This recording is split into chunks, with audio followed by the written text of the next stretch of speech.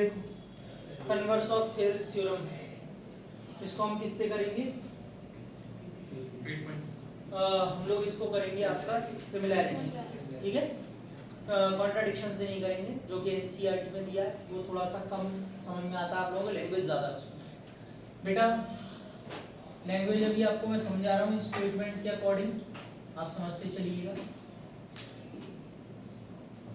आपसे कह रहा है if a line divides any two sides of a triangle in the same ratio, अगर एक लाइन है जो ट्राइंगल की दो साइड्स को सेम रेशियो में डिवाइड कर रही है, ठीक है, तो प्रूव करिए that the line must be parallel to the third side. तो ये लाइन जो है वो बीसी थर्ड साइड के पैरेलल होगी, आपको प्रूव करना है। बच्चों इन द सेम रेशियो का मतलब आपको गिवन क्या है कि AD upon is equal to EC, बहुत बढ़िया, ठीक है। आपको प्रूव क्या करना है? D पैरेलल टू, कंस्ट्रक्शन की बच्चों इसमें कोई भी जरूरत नहीं है। चलिए सुनिए, अगर हमें सिमिलैरिटी से करना है, अब बोले सिमिलैरिटी से क्यों करना है, इसमें कुछ ऐसा टारगेट तो सेट करिए। ये इसके पैरेलल करनी है। हमने करेस्पॉन्डिंग एंगल थ्योरम पढ़ी थी क्लास 9th में, और converse of corresponding angle theorem भी पढ़ी थी। करेस्पॉन्डिंग एंगल थ्योरम ये होती है कि अगर ये लाइन इसके पैरेलल है और ये ट्रांसवर्सल है, तो ये वाला एंगल इसके इक्वल होता था, करेस्पॉन्डिंग एंगल एक्सियम, ठीक है। इसकी कन्वर्स करनी है, अगर ये एंगल कैसे भी करके आप इक्वल कर दो तो ये लाइन पैरेलल होगी, और मुझे अभी क्या है इसमें लाइन को पैरेलल शो करना है, इसका मतलब कन्वर्स लगानी है। तो भैया पहले ये वाला एंगल इसके इक्वल भी तो होना चाहिए। अब ये एंगल आ रहा है छोटे वाले ट्राइंगल में और ये एंगल आ रहा है बड़े वाले ट्राइंगल में, तो क्या आप दोनों को सिमिलर कर सकते हैं? अगर कर सकते हैं तो दोनों एंगल भी इक्वल हो जाएंगे बाय CPST, नॉट CT, ठीक है, CPST। चलो देखते हैं, आपको यहाँ पर दे रखा है AD अपॉन BD, सिमिलर करने की तरफ जा रहे हैं हम लोग, देख लीजिएगा, समझ लीजिएगा, कोरोलरी का यूज होगा। AD upon BD is equal to AE upon EC, ये दे रखा है। सर जो बचाना होता है उसको क्या करते हैं? नीचे रखते हैं। कल भी ये कोरोलरी में बताया था, रेसिप्रोकल टू ईच अदर, वो टू बोथ साइड्स। हमने क्या किया? रेसिप्रोकल कर दिया। उसके बाद हम क्या करेंगे? दोनों में कल बताई थी कोरोलरी, वही करना है भैया। अभी तो क्या बचेगा? ऊपर BD plus AD upon EC plus AE upon क्या मिलके बनेगा? दोनों AB अपॉन क्या बनेगा? अपॉन रेसिप्रोकल कर दूं, AD upon is equal to AE upon AC। यहां तक सबको समझ में आ गया? अब आप अगर देखें इन ट्राइंगल ADE, ट्राइंगल्स को मेंशन करना है, एंड ट्राइंगल ABC, इस छोटे वाले में और इस बड़े वाले में पूरे, तो बेटा आपके पास साइड्स का रेशियो इक्वल आ रहा है। देखिए छोटे ट्राइंगल की छोटी साइड AD अपॉन AB, जो कि बड़े ट्राइंगल की बड़ी साइड, इधर से AE छोटे ट्राइंगल की छोटी साइड अपॉन AC बड़े ट्राइंगल की बड़ी साइड। आ गया? दोनों ट्राइंगल्स में साइड्स के रेशियो इक्वल आ गए। कहां से आया ये? प्रूव्ड अबव, ऊपर प्रूव किया है, ठीक है, C है ये। एंड एक चीज आपको दे रखी है, एंगल ये दोनों में कॉमन आ रहा है, या कॉमन लिखना सही रहेगा। और अगर ऐसा है तो therefore triangle ADE is similar to triangle ABC, am I right? Yes sir. By SAS similarity। कोई दिक्कत, कोई परेशानी किसी को? SAS। अब बेटा अगर ये दोनों ट्राइंगल सिमिलर हैं तो एंगल D एंगल B के इक्वल होगा bye CPST, corresponding angles are equal। लेकिन but these are corresponding angles, और हम जानते हैं कि अगर corresponding angles equal होते हैं तो lines,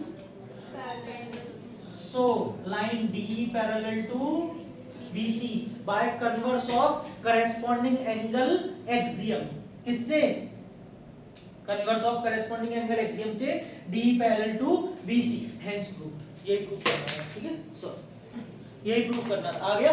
चलिए नोट कर लीजिए, ये कन्वर्स थी BPT।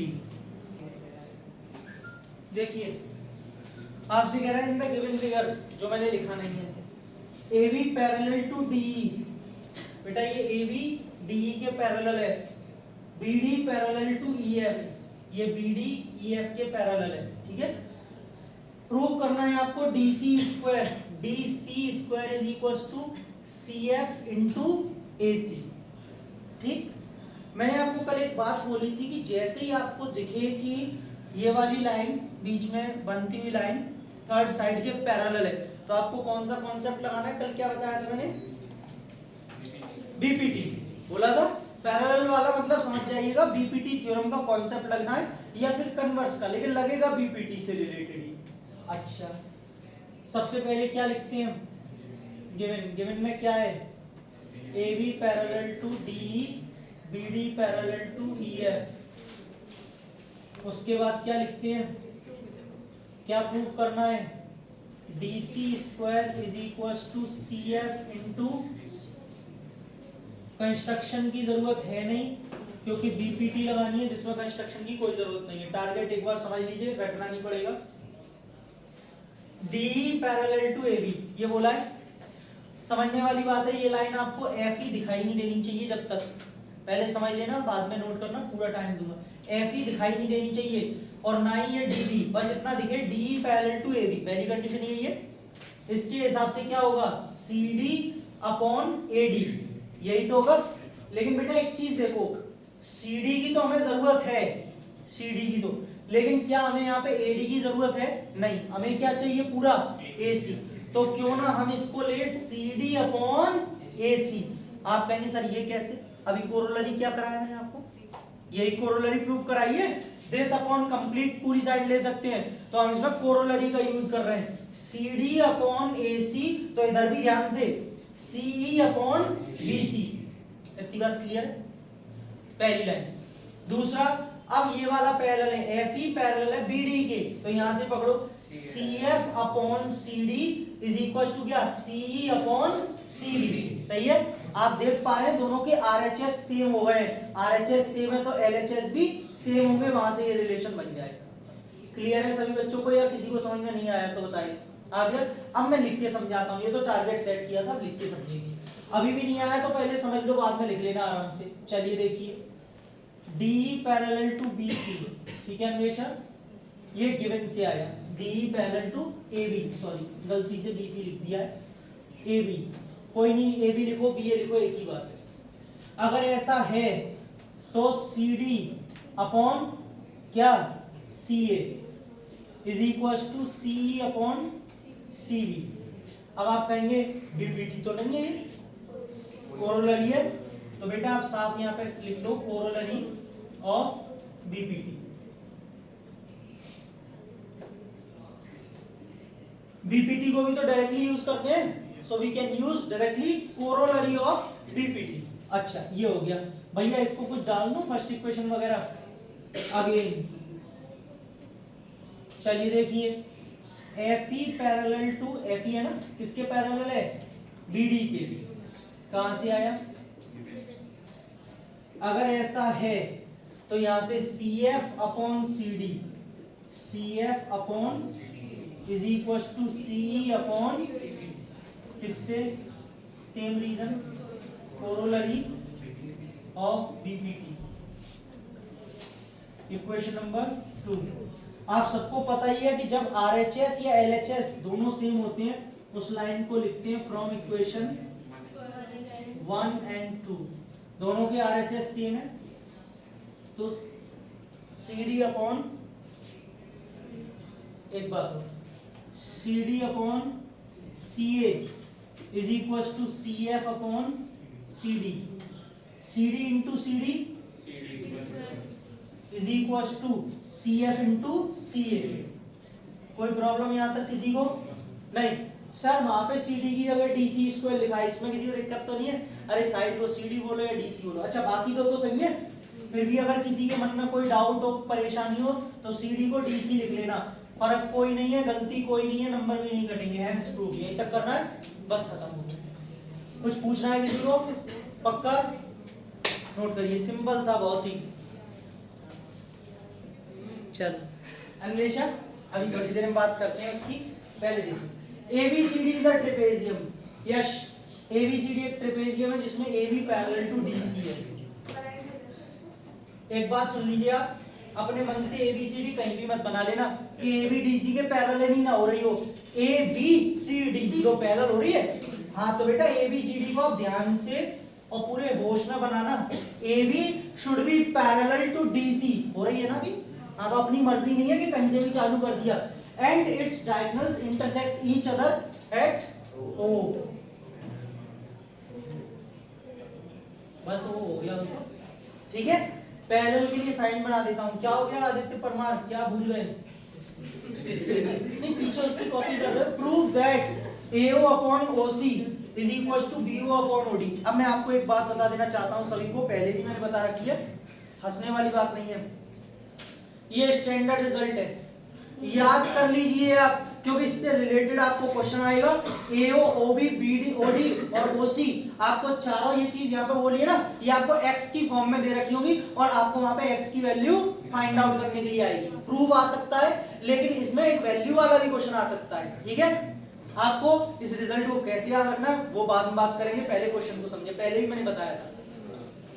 अगर एक ट्रेपेजियम हो, याद कैसे रखना है सुनिए, एक ट्रेपेजियम हो विवांशी और उसके डायगोनल्स इंटरसेक्ट कर रहे हैं, तो आपको ये ध्यान रखना है AO, मतलब अगर आपने एक ट्रायंगल पकड़ा हुआ है ये वाला, AO अपॉन OC, दूसरे ट्रायंगल की साइड लेनी है, इसकी मत ले लेना गलती से, फिर इधर से OB और फिर इसके सामने वाली साइड OD, याद रहेगा।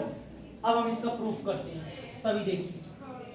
सबसे पहले गिवन, बच्चों गिवन में क्या है, AB पैरेलल टू, बोले सर कहीं दिख तो नहीं रहा AB, अच्छा हाँ इसमें तो दिया है, कभी कभी ये देगा नहीं, अगर ये ट्रेपेजियम भी बोल देता है तब भी ये अंडरस्टूड है कि ये वाली एक पैरेलल साइड तो इसमें होगी। अच्छा उसके बाद क्या लिखते हैं, क्या प्रूफ करना है, AO OC BO upon, construction की जरूरत है, हाँ है, अगर आप बुक के अकॉर्डिंग चले तो ना, बनाएंगे ही नहीं हम तो नए कॉन्सेप्ट से करेंगे।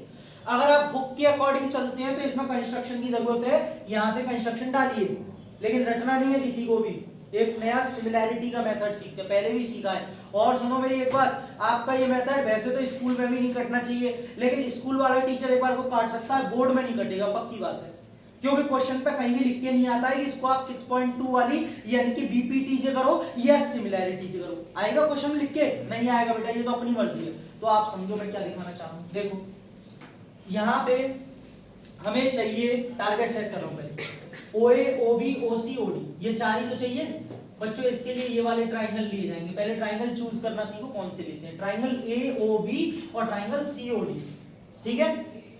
ये लाइन अगर इसके पैरेलल है और ये ट्रांसवर्सल का काम कर रही है तो ये वाला एंगल इसके इक्वल होगा किससे, बहुत बढ़िया, ऑल्टरनेट इंटीरियर एंगल्स, और सेम ये वाला एंगल इसके इक्वल होगा ऑल्टरनेट इंटीरियर एंगल। किसी बच्चे ने एक बार बीच में टोक भी दिया था, सर ये वाला भी तो ले सकते हैं वर्टिकली अपोजिट, हाँ ले सकते हैं। किसी भी दो एंगल को आपको इक्वल करना है, अच्छा तीन की जरूरत है नहीं सर, पहले भी मैं बता चुका हूं ना, कोरोलरी है ये डबल ए वाली, ट्रिपल ए की कोरोलरी है डबल ए और डबल ए, यानी कि दो एंगल भी अगर आपने करेस्पॉन्डिंग एंगल प्रूव कर दिए तो ये दोनों ट्राइंगल्स कैसे हो जाते हैं, सिमिलर हो जाते हैं, पक्का। तो अगर ये दोनों ट्राइंगल सिमिलर हैं तो इनकी करेस्पॉन्डिंग साइड्स के रेशियोज सही है।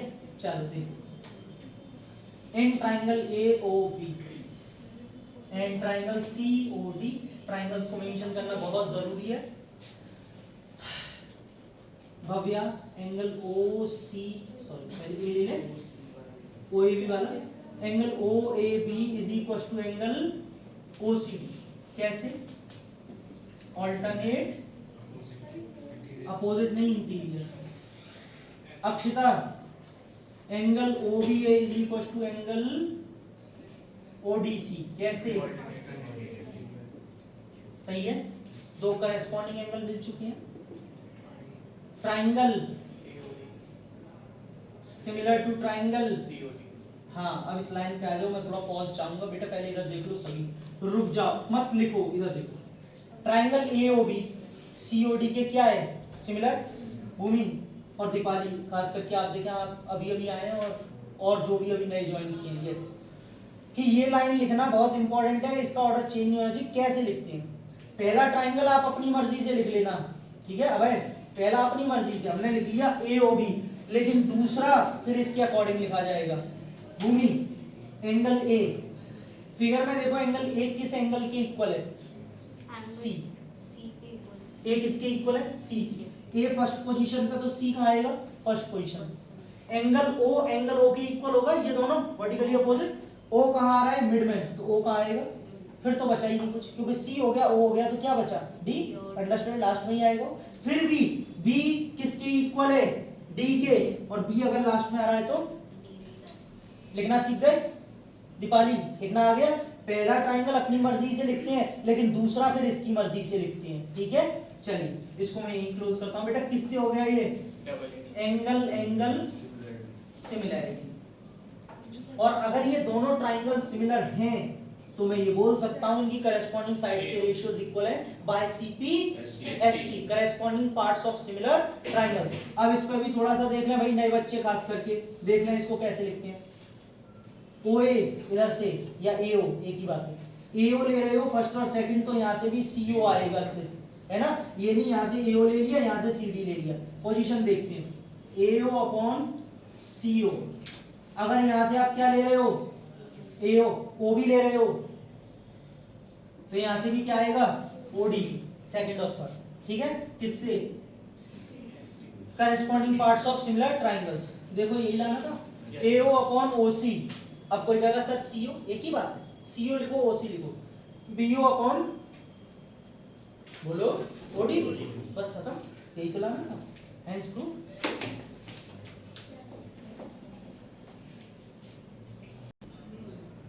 ये क्वेश्चन दिया आपको, जैसा कि मैं आपसे बात कर रहा था, प्रूव आपको समझ में आ गया पक्का? अब देखो उसी पे ऐसा क्वेश्चन भी आ सकता है। ABCD is a trapezium in which AB parallel to DC। वही फिगर है, AB पैरेलल टू DC, बहुत अच्छे। डायगोनल्स इंटरसेक्ट करना है O पर, अभी तक आपको वही दिख रहा होगा, फिगर वही है, ठीक है, बहुत अच्छे। AO दिया है, OC दिया है, OB दिया है और OD दिया है। आपको क्या निकालना है? X की वैल्यू। अब आपको स्टैंडर्ड रिजल्ट अगर याद होगा तभी तो आप कर पाओगे इस क्वेश्चन को, वरना फिर आपको प्रूविंग करनी पड़ेगी। इसीलिए मैंने बोला इसका स्टैंडर्ड रिजल्ट आप लोग याद कर लीजिए, अभी अभी प्रूफ कराया है मैंने, लेकिन आपको उसके लिए बस एक लाइन लिखनी है। वी नो दैट, क्या जानते हैं हम? AO upon OC is equal to BO upon OD। ये रिलेशन डायरेक्टली लिखना है आपको, ठीक है। चलो AO की वैल्यू पुट करिए, 3x माइनस 1। OC कितना है? 5x minus 3। BO कितना है? OD कितना है? बेटा क्रॉस मल्टीप्लाई कर रहा हूं, 6 3 आर 18x स्क्वायर, 3 5 आर 15 का x माइनस का 6x प्लस का 5, 2 5 आर 10x स्क्वायर। अरे बात मत करो, पढ़ लो, पीछे पढ़ लो। माइनस का 6x,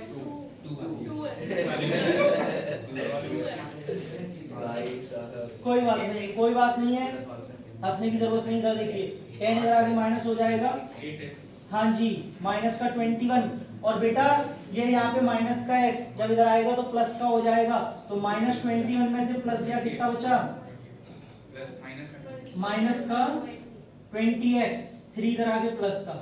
बहुत बढ़िया, इक्वेशन को छोटी कर रहे हैं, बाय डिवाइड 4 से डिवाइड कर दीजिए। इक्वेशन छोटी होती हुई यहाँ पर मल्टीप्लाई करके तो 4 आना चाहिए, और प्लस माइनस करके 5, तो 4x minus x। Middle term splitting तो सबने सीखा होगा, नहीं सीखा तो सीख के आए 9th क्लास में जाके।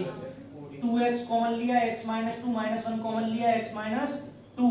दोनों में से क्या कॉमन आएगा? x माइनस 2, यहाँ लिख रहा हूँ साइड में, और क्या बचेगा?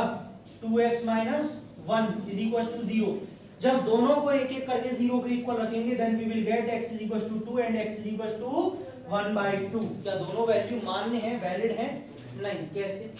1/2 को उठा लो, OC में रख के देख लो, 5 इंटू 1/2, हाँ उठा रहे हैं, रुक जाओ, ठीक है, इसमें रख के देख लो। OC में कितना आ रहा है? 5/2 माइनस 3 माइनस का 1/2, एंड OC क्या है? Side and side can never be negative, लेकिन यहाँ तो आ रही है। और नेगेटिव क्यों आ रही है? क्योंकि आप 1/2 रख रहे हो, मतलब 1/2 को हम लोग क्या कर देंगे, अवॉइड कर देंगे, नेग्लेक्ट कर देंगे, और फाइनली वैल्यू x की क्या बचेगी 2। सही है बेटा, अगर यहाँ तक तुम छोड़ के आए ना दोनों वैल्यू, नंबर कट जाएंगे। ये वैल्यू बता के आएंगे कि इसको नेग्लेक्ट करना, और रीजन आपको पता होना चाहिए।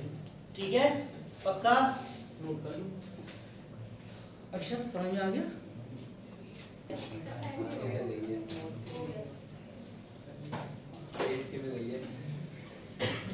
अक्षत given PQ parallel to AB और PR parallel to AC, क्या प्रूव करना है?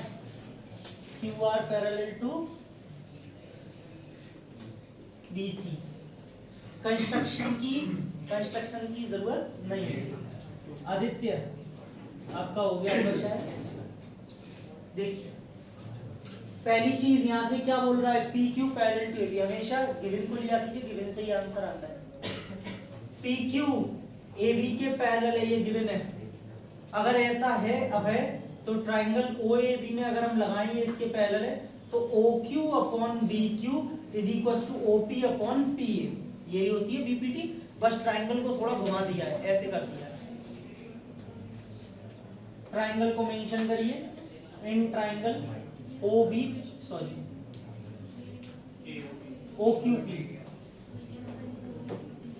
इन ट्राइंगल OQP आराम से देख सकते हैं आप। OQP इस वाले ट्राइंगल, अच्छा बड़े वाले OAB बड़े वाले ट्राइंगल में रहे, गलती से छोटा ले रहे OAB, ठीक है, ये वाला ट्राइंगल ले रहे हैं। देखिए इसमें समझ लीजिए, PQ पैरेलल टू AB कहां से आया? अगर ऐसा होगा तो OQ upon BQ is equal to OP upon PA, या AP कुछ भी कर लीजिए। VPT equation number 1। सेकंड देखिए, अगेन इन ट्राइंगल। बेटा दूसरी कंडीशन क्या है? PR parallel to AC। सही है, तो इसमें लगेगा ट्राइंगल OAC। इसमें क्या है? PR parallel to AC।